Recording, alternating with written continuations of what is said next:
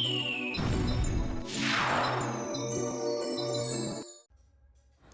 ំរាបសួរបងប្អូនទាំងអស់គ្នាថ្ងៃនេះខ្ញុំចេញមកធ្វើម្ហូបម្ដងដោយសារបងប្អូនថ្លៃអត់នៅទេបើអត់ធ្វើអត់មានអីឲ្យប្តីញ៉ាំទេអញ្ចឹងថ្ងៃនេះខ្ញុំមកបំពងត្រីជាមួយនឹងបន្លែចាបន្លែបងប្អូនចង់ដាក់បន្លែអីក៏បានដែរប៉ុន្តែនាងខ្ញុំថ្ងៃនេះរើសរៀងបន្លែចម្រុះពណ៌តិចណាដើម្បីញ៉ាំទៅឲ្យបានវីតាមីនច្រើនអញ្ចឹងចាជាដំបូងនាងខ្ញុំលាងត្រីហើយអីហើយហ្នឹងយើងឆូតវាមួយឆ្នូតពីរឆ្នូតសងខាងសិនណាហើយបន្ទាប់មកចាំយកទៅប្រឡាក់គ្រឿងធ្វើបែបនេះគឺធ្វើឲ្យត្រីដែលយើងប្រឡាក់ហ្នឹងងាយចូលជាតិអញ្ចឹងពេលដែលប្រឡាក់នេះខ្ញុំអត់ប្រឡាក់ស្ករទេប្រឡាក់តែរ៉ូឌីបន្តិចចារ៉ូឌីបន្តិចសងខាងទៅដើម្បីឲ្យត្រីហ្នឹងវាមានជាតិហើយរៀងរឹងសាច់តិចណាបងប្អូនទាំងអស់គ្នាអញ្ចឹងបងប្អូនពេលមុននឹងបំពងត្រីធ្វើដូចខ្ញុំអត់ខ្ញុំធ្វើបែបនេះឯងបងប្អូនពេលយើងធ្វើទៅត្រីយើងចូលជាតិញ៉ាំទៅមានរសជាតិឆ្ងាញ់ណាបងប្អូនបើបងប្អូនដែលធ្លាប់សាកធ្វើបែបហ្នឹងទេសាកធ្វើដូចនាងខ្ញុំចាអញ្ចឹងពេលដែលយើងដាក់បំពងទៅគឺរសជាតិនៅក្នុងត្រីមានស្រាប់ហើយត្រូវនឹងគ្រឿងផ្សំដែលយើងបានផ្សំជាមួយនឹងបន្លែជាមួយនឹងអីផ្សេងទៀតកាន់តែធ្វើឲ្យត្រីបំពងជូរអែមយើងនឹងមានរសជាតិកាន់តែឆ្ងាញ់ចាបងប្អូនទាំងអស់គ្នាហើយនេះខ្ញុំរៀបចំលាងសម្អាតជ្រុញអីសិនពីព្រោះអីជ្រុញមានតែមួយបើតាមបច្ចេកទេសគេខាងSafety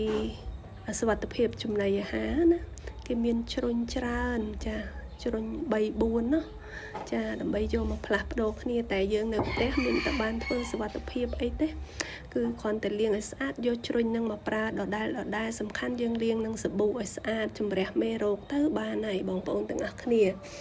បងប្អូនទាំងអស់គ្នាឮខ្ញុំនិយាយអញ្ចឹងថាចម្លែកម៉េះ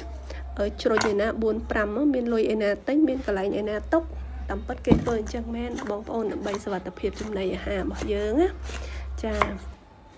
អញ្ចឹងបន្លែដែលខ្ញុំយកមកនេះមានម្ទេសហាវ៉ៃខ្ញុំយកពណ៌ក្រហមដើម្បីពេលដែលយើងធ្វើម្ហូបទៅឲ្យវាតាក់ទាញអារម្មណ៍បងប្អូនម្ហូបឆ្ងាញ់មិនឆ្ងាញ់លើសោភ័ណភាពហ្នឹងហើយមែនទេបងប្អូនណាទោះបីរសជាតិមិនឆ្ងាញ់គឺបានអានឹងតាក់ភ្នែកមកមើលទៅគួរឲ្យចង់ញ៉ាំទៅរសជាតិមិនម៉ាក់អានឹងទុកម្លែកទៀតបងប្អូនទាំងអស់គ្នាចាមែនអត់ចាហើយណែចេញធ្វើម្ហូបថ្ងៃដំបូងរៀងដូចបន្តិចបន្តិចហើយខ្វះគ្រឿងនេះខ្វះគ្រឿងនោះដើរអញ្ជូនតែរហូតនឹងឯងចាហើយបន្លែទី2ហ្នឹងគឺម្នាស់ខ្ញុំយកម្នាស់មិនសូវជាទុំណាស់ណាទេរសគីល្មមដើម្បីឲ្យវាមានជាតិជូរអែមអញ្ចឹងយើងធ្វើត្រីជូរអែមហ្នឹងទៅវាបានចេញជាតិហើយក៏មានខ្ទឹមក្រហមមានប៉េងប៉ោះមានខ្ទឹមបារាំងតែក្នុងនេះខ្ញុំអត់បានថតបង្ហាញជូនទាំងអស់ទេថតសរុបនៅក្នុងមួយកញ្ច្រែងនេះតែម្ដងណាបងប្អូនទាំងអស់គ្នាចាអញ្ចឹងខ្ទឹមក្រហមហ្នឹងខ្ញុំហាន់រៀងដុំល្អិតខ្លះដើម្បីបំពងជាមួយខ្ទឹមសហើយនិងខ្ទឹមបារាំងហើយនឹងហាន់វាចំណិតរៀងវែងហ្នឹងទុកធ្វើដាក់ជាសោភ័ណភាពបន្លែចាបងប្អូនបើសិនជាធ្វើមួយមុខនេះមិនបាច់ក្បាច់ក្បូរដូចខ្ញុំក៏បានដែរខ្ញុំធ្វើនេះគឺដើម្បីថតទៅឲ្យឃើញស្អាតអញ្ចឹងទៅរៀងតែជិបចប់ក្បាច់ក្បូរបន្តិចអញ្ចឹងណាបងប្អូនទាំងអស់គ្នាហើយបន្ទាប់មកនេះខ្ញុំបកខ្ទឹមសហើយក៏ច្រាំ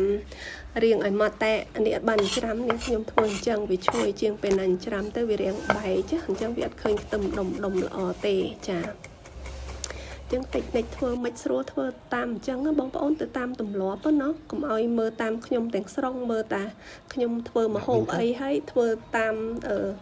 តិចរបស់បងប្អូនទៅបានហើយចាអញ្ចឹងឆ្លៀតពេលដែលហាន់បន្លែរួចនាងខ្ញុំក៏បកាត់ភ្លើងបដាទៅដើម្បីឲ្យខ្ជូងកាត់នាងខ្ញុំអត់ប្រើចក្រានគេអីទេគឺប្រើខ្ជូងហ្នឹងប្រើខ្ជូងហើយក៏ដាក់ខ្ទះឲ្យរៀងក្តៅសិនអញ្ចឹងទៅនេះខ្ញុំប្រើប្រេងបងប្អូននេះប្រេងកតក់ប្រេងរបស់ខ្មែរយើងណានេះខ្ញុំយកមកប្រើល្អប្រើតើបងប្អូនហើយតម្លៃធូរថ្លៃទៀតហើយមួយទៀតហ្នឹងនេះខ្ញុំគិតថាចង់ជួយឲ្យ អាជីវកម្មរបស់ខ្មែរយើងហ្នឹងបានជឿនលឿនទៅមុខគឺផ្ដើមចេញពីយើងទាំងអស់គ្នានឹងឯងជួយជ្រោមជ្រែងគ្នាមិនមានអ្នកដទៃណាមកជួយជ្រោមជ្រែងស្រុកយើងទេមានតែយើងនឹងឯងណាបងប្អូនទាំងអស់គ្នាណោះហើយត្រីនេះដែរនឹងខ្ញុំប្រឡាក់មួយម្សៅពោតតិចតិចគឺពេលដែលដាក់បំពងទៅវាអត់ជាប់ខ្ទះហ่าបងប្អូនទាំងអស់គ្នាហើយមួយទៀតកុំឲ្យជាតិទឹកពីក្នុងត្រីហ្នឹង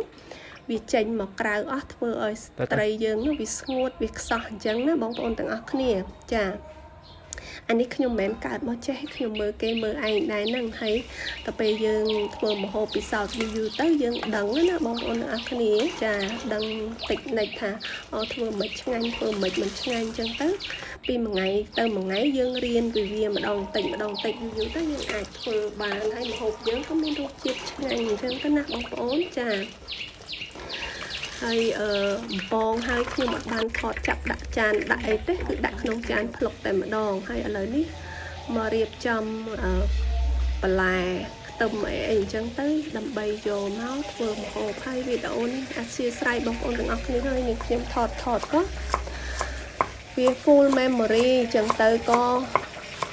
ការធ្វើម្ហូបឈប់អត់បានទេវាទៅមុខហើយដូចអត្រីបំពងមិនអញ្ចឹងថតទៅវាដាច់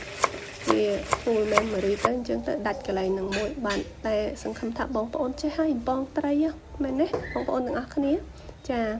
ហើយនេះនាងខ្ញុំដាក់បំពងខ្ទឹមហើយប៉ុន្តែថតរៀងឆ្ងាយបន្តិចអត់បានជូនបងប្អូនមើលឲ្យចិត្តណាបំពងខ្ទឹមសមួយនឹងខ្ទឹមក្រហមដែលនាងខ្ញុំហាន់ច្រាំមិញហ្នឹងហ៎ហើយទៅក៏ចាក់បន្លែចាបន្លែមានម្នាស់មាន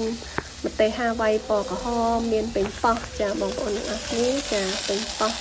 ខ្ទឹមបារាំងខ្ទឹមក្រហមអីហ្នឹងចាដាក់ច្បល់ចូលគ្នាមកហើយកូរជាមួយគ្នាឲ្យរៀងចូលជាតិបន្តិចទៅហើយនឹងខ្ញុំដាក់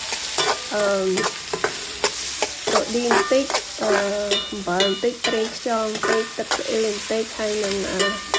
អីទៀតបងប្អូនស្ករសបន្តិចដោយស្ករសដាក់បន្តិចបានហើយបងប្អូនណាដោយសារតែម្នាស់យើងរៀងផ្អែមហើយខ្ទឹមបារាំងខ្ទឹមក្រហមក៏រៀងផ្អែមដែរចឹងហើយដាក់ទឹកអំពិលទុំបន្តិចទៅណាបងប្អូនដើម្បីឲ្យជូរអែមហើយបើចេះម្ទេសក៏ដាក់ម្ទេសទៅកាន់តែឆ្ងាញ់ចាហើយនេះម្ហូបយើងគឺអាចញ៉ាំបានហើយបងប្អូនទាំងអស់គ្នាណាទំនេរអាចសាកល្បងវិធីនេះបានអរគុណច្រើនជម្រាបលា